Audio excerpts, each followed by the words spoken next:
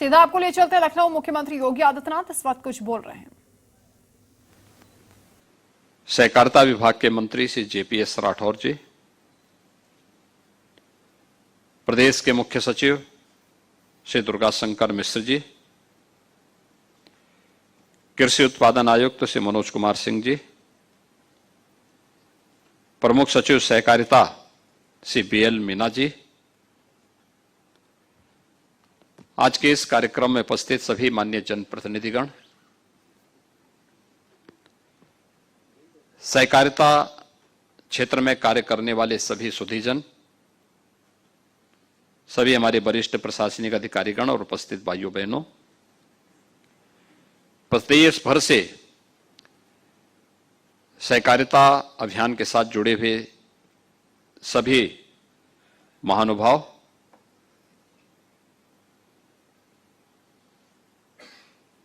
सहकारिता भारतीय परंपरा का प्राचीन काल से ही एक अभिन्न हिस्सा रहा है।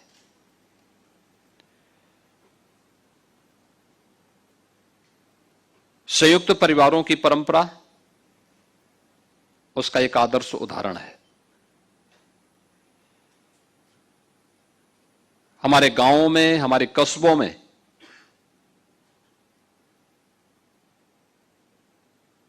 समाज की सहभागिता से आयोजित होने वाले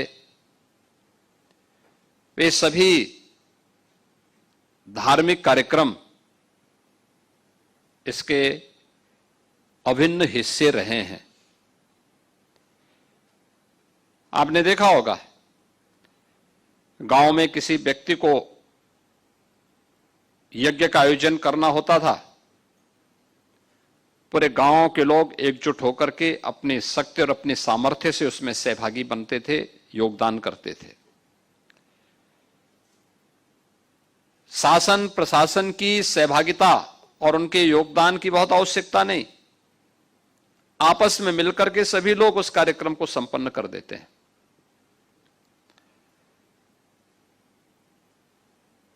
कोई मंदिर का निर्माण करना हो,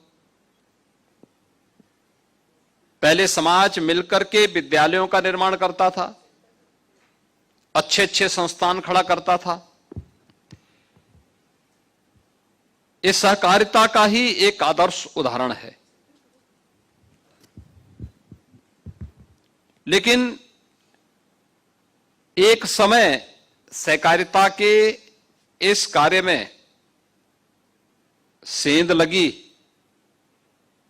गलत तत्व इसमें हावी हो गए और खासतौर पर देश की सबसे बड़ी आबादी के राज्य ने इसकी बड़ी कीमत चुकाई।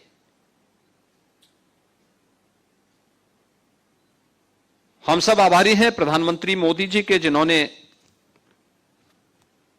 2019 में दूसरी बार प्रधानमंत्री बनने के बाद सहकारिता को एक मंत्रालय का दर्जा दिया और सहकारिता के माध्यम से सहकार से समृद्धि की ओर, सहकारिता को आम नागरिक के जीवन में समृद्धि का एक माध्यम बना करके उससे समृद्धि, स्वावलंबन और आत्मनिर्भरता के लक्ष्य को प्राप्त करने की दिशा में एक महत्वपूर्ण कदम बढ़ाया है। देश के पहले सहकारिता मंत्री के रूप में आज देश के यशस्वी गृह मंत्री माननीय श्री अमित शाह जी हैं, जिन्होंने प्रधानमंत्री जी की मंशा के अनुरूप सहकार को समृद्धि के साथ जोड़ते हुए उसकी सबसे आधारभूत इकाई पैक्स को मजबूती बनाने पर जोर दिया है। और आज हमारी लिए प्रसन्नता का विषय है कि उत्तर प्रदेश के अंदर 1 सितंबर से 30 सितंबर तक इस सदस्यता अभियान का शुभारंभ और टोल फ्री नंबर आज जारी किया गया है। वास्तव में समाज की सहभागिता से जब कोई कार्य आगे बढ़ता है तो उसके उतने ही सकारात्मक परिणाम भी सामने आते हैं। समाज अपनी जिम्मेदारी को समझता है। हमारे यहां कोऑपरेटिव क्षेत्र में पहले चीनी मिलें चलती थी, बड़ी बड़ी चीनी मिलें चलती थी। वो किसान की समृद्धि के माध्यम बनते थे। वहां की सड़कों को भी बनाते थे। वहां पे स्कूल और चिकित्सालय के निर्माण में भी अपना योगदान देते थे। आप पश्चिमी उत्तर प्रदेश में चले जाइए, आप पूर्वी उत्तर प्रदेश में चले जाइए, आपको बड़े पैमाने पर यह सभी देखने को मिलेगा कि वहां पर जितने अच्छे कॉलेजेज होंगे, इंटर कॉलेजेज हैं, डिग्री कॉलेजेज हैं, ये सब इस सहकारिता आंदोलन की देन है। लेकिन धीरे धीरे करके ये सब समाप्त होता गया, ये जकड़ता गया। कुछ गलत तत्वों की आपसी प्रतिस्पर्धा और होड़ ने इसको जकड़ लिया। परिणाम क्या था? सहकारिता आंदोलन उत्तर प्रदेश जैसे राज्य में दम तोड़ गया। आज एक बार फिर से डबल इंजन की सरकार इस सहकारिता को समृद्धि के साथ जोड़ते हुए इस कार्यक्रम को आगे बढ़ाने का कार्य कर रही है। इसके लिए अनेक कार्यक्रम प्रारंभ हुए हैं और खासतौर पर जो सबसे आधारभूत इकाई पैक्स है, अब तक तो वह बीज और खाद के बेचने तक ही सीमित रहता था, उसकी उपलब्धता की सीमित रहता था। अब तो उसको कॉमन सर्विस सेंटर के रूप में भी डेवलप किया जा रहा है। अब वहां पर अन्य सुविधाएं भी उपलब्ध हो पाएंगे, अन्य कार्यक्रमों के साथ वह भी जुड़ पाएगा। इसके लिए अनेक अभियान प्रारंभ हुए हैं। गांव-गांव में कृषक सहकारी समितियों के माध्यम से वहां पर गोदाम निर्माण के कार्यक्रम चल रहे हैं। अनेक अन्य रचनात्मक कार्यक्रम जो किसान की आमदनी को कई गुना बढ़ाने में सहायक हो सकते हैं, जिसके माध्यम से किसान के चेहरे पर खुशहाली लाई जा सकती है। और उत्तर प्रदेश जैसे राज्य में जब हम बात करते हैं तो उत्तर प्रदेश अपनी समृद्ध खेती के लिए जाना जाता रहा है। हमारे पास दुनिया की सबसे उर्वरा भूमि है, तो सबसे अच्छा जल संसाधन भी उत्तर प्रदेश के पास मौजूद है। 2,61,00,000 से अधिक किसान हमारे पास ऐसे हैं जो प्रधानमंत्री किसान सम्मान निधि से सीधे सीधे जुड़े हुए हैं। यानी इसकी संख्या लगभग 3 करोड़ से अधिक किसान उत्तर प्रदेश के अंदर मौजूद हैं, जो इस अभियान के साथ जुड़ करके इसको समृद्धि के पथ पर अग्रसर करके उत्तर प्रदेश के अनुरूप उत्तर प्रदेश की कृषि को उत्तर प्रदेश की समृद्धि के साथ जोड़ने में सहायक हो सकते हैं। कृषि भारत के अंदर भी हम देखते हैं तो भारत की आजादी के समय कुल जीडीपी का 40% से अधिक शेयर कृषि का था। भारत की विकास की अर्थव्यवस्था में धीरे धीरे करके कम होता गया। आज भी 16 से 17% जो शेयर है वह कृषि के द्वारा आज भी निर्वहन किया जा रहा है। लेकिन उत्तर प्रदेश राज्य में अब भी 25 से 26% शेयर कृषि के पास है। हम इसमें और भी अच्छा योगदान दे सकते हैं। और मैं तो बार बार इस बात को कहता हूं, किसानों को समय पे बीज मिले, समय पे खाद मिले, किसानों को समय पर हमारी ये सभी इकाइयां पूरी प्रभावी ढंग से काम करना प्रारंभ कर दे, तो कोई कारण नहीं कि हमारा अन्नदाता किसान इसी धरती से सोना उगलने का काम न कर दे। वह कर सकता है, लेकिन उसको उस प्रकार की सुविधाओं से युक्त करना पड़ेगा। आज ये सदस्यता अभियान का शुभारंभ और टोल फ्री नंबर इसके लिए अभी जारी किया गया है। मुझे पूरा विश्वास है कि यह अभियान सफलतापूर्वक आगे बढ़ करके उत्तर प्रदेश में सहकारिता आंदोलन को एक नई गति देने में महत्वपूर्ण भूमिका का निर्वहन करेगा। अच्छे लोग, रुचि लेने वाले लोग, इस क्षेत्र में समाज को साथ लेकर के चलने वाले लोग, यह इसके माध्यम से चुन करके आगे बढ़ेंगे और सहकारिता आंदोलन को प्रधानमंत्री जी की मंशा के अनुरूप सहकार से समृद्धि की ओर अग्रसर करने में अपना योगदान देंगे। इस संबंध में जो अभी यहां पर बात कही है, खासतौर पर उत्तर प्रदेश सहकारिता विभाग ने पिछले 5-6 वर्षों के अंदर हम लोगों को विरासत में मिली थी 16 जिला सहकारी बैंकों की स्थिति बहुत जर्जर हो चुकी थी। रिजर्व बैंक ने इनके लाइसेंस भी जब्त कर लिए थे। आज उस संबंध में जो प्रयास किए गए हैं, मैं धन्यवाद दूंगा भारत सरकार का भी, रिजर्व बैंक का भी। उन्होंने लाइसेंस की बहाली की, डबल इंजन की सरकार ने उसमें योगदान दिया। आज उनमें से 11 बैंक लगभग प्रॉफिट की दिशा में आगे बढ़ चुके हैं। जो शेष बाकी हैं उसमें भी हमें कार्य करना होगा, लेकिन जो अन्य बैंक हैं इनकी भी कार्य पद्धति को बहुत माइक्रो मॉनिटरिंग की आवश्यकता है। मार्केट की कमी नहीं है, बिजनेस की कमी नहीं है, नेक नियति होनी चाहिए और इच्छा शक्ति होनी चाहिए। उसमें से बिजनेस कैसे आगे बढ़ सकता है, इसके बहुत अच्छे उदाहरण आपके यहां वीसी सखी हो सकती है, बैंकिंग कॉरेस्पॉन्डेंट सखी। हम लोगों ने गांव गांव में बैंकिंग सुविधा उपलब्ध करवाने के लिए कोविड कालखंड में यहां पर जो टीम मेरे साथ उस समय टीम 9 बनी हुई थी, उस टीम के समय में हम लोगों ने इस कार्यक्रम को आगे बढ़ाया था। उनके ट्रेनिंग करवाई गई और आज 56,000 वीसी सखी उत्तर प्रदेश के अंदर गांव गांव में जाकर के सफलतापूर्वक बैंकों के सभी प्रकार के लेन देन के कार्यक्रम को आगे बढ़ाने का काम कर रही है। ये वीसी सखी एक आदर्श उदाहरण है। और पहले लोग मेरे पास आते थे इस बारे में कहने के लिए, इस बारे में लोगों की शिकायत होती थी, कहते साहब हमारे यहां बैंक इतनी दूर है, 5 किलोमीटर दूर है, 7 किलोमीटर दूर है, एक बैंक खुलवा देते, एक पत्र लिखवा देते।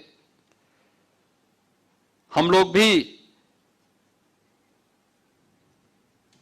बैंकों से कहते थे कि भाई हमारे प्रदेश में थोड़ा बैंक की शाखा बढ़ाइए, ये बढ़ी भी, लेकिन बैंक की शाखा बढ़ाने भर से नहीं, आखिर उसके लिए उनका इंफ्रास्ट्रक्चर पे भी पैसा खर्च होता है, उतना मैन पावर चाहिए, और उतना बिजनेस नहीं हुआ तो फिर कैसे चलेगा। लेकिन आज मैं कह सकता हूं वीसी सखी आने के बाद बैंक की शाखा लोग लगभग भूल ही गए हैं, लेकिन फिर भी मैंने सहकारिता विभाग से इस बारे में कहा है हम इसके एक मैपिंग कराएं पूरे प्रदेश भर की, जहां पे बैंक की शाखा की आवश्यकता है प्रदेश के विकास के लिए, प्रदेश की कृषि की, किसानों, अन्नदाता किसानों की दृष्टि से। और उत्तर प्रदेश तो एमएसएमई का सबसे बड़ा बेस देश के अंदर रखता है, इसके लिए भी इसकी बड़ी भूमिका हो सकती है। इसके लिए हमें एक प्रयास करना चाहिए कि वहां पे सहकारी बैंक की एक शाखा को खोलने के लिए और फिर वीसी सखी के कार्यक्रम के साथ जुड़ने के लिए भी अगर हम कार्य कर सकेंगे तो बहुत बड़ा कार्य हो सकता है। तो पहले चरण में हम इसको करें, फिर देखें कि जो बैंक हमारे मौजूदा स्तर पर चल रहे हैं, इन बैंक्स को हम कैसे आगे बढ़ा सकते, ये बैंक अच्छे ढंग से प्रॉफिट कमाए। ऐसा तो नहीं कि कुल जमा पूंजी से ज्यादा लोन वितरित करके फिर वे भी कंगाल बनने की ओर अग्रसर हैं। और इसकी नियमित रूप से इसकी समीक्षा विभाग के स्तर पर होना बहुत आवश्यक है। दूसरा है कि लोन देने वाले लोगों की पात्रता को भी देखना, वह व्यक्ति पात्रता रखता है कि नहीं रखता है। ऐसा तो नहीं कि लोन लेने का मतलब लोग इन्हें समझ, कोई व्यक्ति ऐसा ना समझे, क्योंकि कुछ लोगों का धंधा ही होता है लोन लेना और फिर गायब हो जाना। उससे अच्छा है पात्रता को हम चिन्हित पहले चरण में कर लें और अच्छे ढंग से इस कार्यक्रम को आगे बढ़ाएं। बिजनेस की कमी नहीं, कार्य की भी कमी नहीं, और फिर कहां कहां पे नई ब्रांचेस खोलनी है, इसको भी सफलतापूर्वक आगे बढ़ाना। अगर ये सभी कार्य हमारे हो जाते हैं तो फिर तीसरे चरण में हम one district one cooperative bank की इस परिकल्पना को भी हमें साकार करने की दिशा में आगे बढ़ना चाहिए। राज्य सरकार इस संबंध में पूरा सहयोग करेगी। हम भी चाहते हैं बैंक नजदीक हो और अच्छे बैंक खुले, अच्छे तरीके से आगे बढ़े। आज तो उत्तर प्रदेश निवेश के एक सबसे अच्छे गंतव्य के रूप में आगे बढ़ रहा है। हमारा वन डिस्ट्रिक्ट वन प्रोडक्ट का कार्यक्रम देश के अंदर छा गया है। आज आत्मनिर्भरता के लक्ष्य के लिए प्रधानमंत्री जी भी इस बात को कहते हैं कि आत्मनिर्भरता के लक्ष्य को प्राप्त करना है तो हमें लोकल फॉर ग्लोबल के बारे में विचार करना होगा, इसकी दिशा से कार्य करना होगा। इसमें एमएसएमई विभाग के द्वारा भी जो कार्य प्रारंभ हुए हैं, अपने लोकल प्रोडक्ट के लिए, उनकी पैकेजिंग के लिए, उनकी डिजाइनिंग के लिए, उनकी मार्केटिंग के लिए एक बड़े अभियान को आगे बढ़ाया जा रहा है। उत्तर प्रदेश में पैकेजिंग इंस्टीट्यूट खुल रहा है, all India institute of packaging का की स्थापना उत्तर प्रदेश के लखनऊ में हो रही है। डिजाइनिंग इंस्टीट्यूट की स्थापना हो रही है। अन्य तमाम नए तरीके से इसको आगे बढ़ाने का कार्य हो रहा है। एक नई होड़ लगी है कि हम भी लोकल प्रोडक्ट को आगे बढ़ाने में मदद करें, योगदान दें, और मुझे लगता है कि ये सभी एक साथ मिलकर के आगे बढ़ सकता है। बहुत अच्छा कार्यक्रम इसके माध्यम से हम आगे बढ़ा सकते हैं। ये इस प्रक्रिया के साथ अगर हम जुड़ते हैं तो यह बैंकों के प्रति भी आम जन के विश्वास को बहाल करने में मदद मिलेगी, और राज्य सरकार भी चाहती है कि इस दिशा में हम लोग एक नया प्रयास प्रारंभ कर सकते हैं इसको। दूसरा है, जितनी भी साधन सहकारी समितियां हैं, इनकी क्रेडिट लिमिट को, अभी जो हमारे पास 7,500 पैक्स हैं, इनमें यूरिया, डीएपी यानी फर्टिलाइजर आदि की ही खरीद के लिए हमें जो लिक्विडिटी चाहिए, उसकी जो आवश्यकता है, उससे काफी कम इनका जो है क्रेडिट लिमिट है। जबकि जो प्रदेश की आवश्यकता के अनुरूप पर जो पैक्स है, उसको 10 लाख की क्रेडिट लिमिट आवश्यक है। इस संबंध में मैं चाहूंगा कि इस पर तत्काल हमें कार्रवाई को आगे बढ़ा करके जो 7,500 पैक्स हैं, इसके लिए 10 लाख की जो क्रेडिट लिमिट है, इसको हमें आगे बढ़ाना चाहिए, जिससे किसान को इससे सहूलियत होगा और हम इसको और अच्छे ढंग से आगे बढ़ा सकेंगे। राज्य सरकार इस संबंध में पूरा सहयोग करेगी। आने वाले समय में कृषि विभाग के साथ मिलकर के हमें फसली ऋण के बारे में विचार करना चाहिए, और मैंने तो ओडीओपी में एमएसएमई विभाग से भी कहा है कि ओडीओपी में या विश्वकर्मा श्रम सम्मान में हम जब बैंक से किसी हस्तशिल्पी या कारीगर को पैसा दिलाते हैं, डिजिटल पेमेंट के साथ हम उसको जोड़ें, और डिजिटल पेमेंट पर अगर समय से अपनी किस्त भर लेता है तो जो ब्याज आता है, उस ब्याज में राज्य सरकार के स्तर पर उसको इंसेंटिव दिए जाने की व्यवस्था होनी चाहिए, जिससे हम लोकल स्तर पर अपनी हस्तशिल्पी और कारीगरों को प्रोत्साहित कर सके, विश्वकर्मा श्रम सम्मान का हो या ओडीओपी में हो। और अच्छा होगा हम कोऑपरेटिव बैंक से उसको जोड़े, उसका बिजनेस बढ़ेगा। छोटी छोटी पूंजी की आवश्यकता है, किसी को 2 लाख, किसी को 5 लाख, किसी को 50,000। रामचंद्र प्रधान जैसे लोग हैं, लोग अगर कहीं कोई सैलून खुलवाना चाहेंगे, 5 लाख रुपए में किसी व्यक्ति के लिए खुल सकता है। 5 लाख में कितना उसका ब्याज होगा? बहुत कम ब्याज। अगर उस ब्याज में से 50%, 60% या 75% हमने अपने स्तर पर दिया, बहुत पैसा नहीं खर्च होगा, लेकिन एक परिवार स्वावलंबन की ओर अग्रसर होगा। वह व्यक्ति अपने साथ कई लोगों को रोजगार दे देगा, कई लोगों को रोजगार दे देगा। और उत्तर प्रदेश की योजना, चाहे ओडीओपी की हो, विश्वकर्मा श्रम सम्मान की हो, आज ये राष्ट्रीय योजना बन चुकी है। इन्हें हमें सफलतापूर्वक आगे बढ़ाना चाहिए और मुझे लगता है सहकारिता आंदोलन के साथ इन कार्यक्रमों को आगे बढ़ाना चाहिए। आज के इस अवसर पर एक बार फिर से मैं बीपैक्स सदस्यता महाअभियान के अवसर पर टोल फ्री नंबर जारी होने और इस महाअभियान के शुभारंभ के अवसर पर अपनी शुभकामनाएं देता हूं और विश्वास व्यक्त करता हूं सहकारिता विभाग उत्तर प्रदेश सफलतापूर्वक आदरणीय प्रधानमंत्री जी की मंशा के अनुरूप सहकारिता आंदोलन को सहकार से समृद्धि की ओर अग्रसर करने में अपना पूरा योगदान देगा और मैं शासन की ओर से सहकारिता विभाग को इस बात के लिए आश्वस्त करता हूं कि राज्य सरकार पूरी मजबूती के साथ इस सहकार आंदोलन को और मजबूती प्रदान करने में अपना योगदान देगा। बहुत बहुत धन्यवाद। जय हिंद।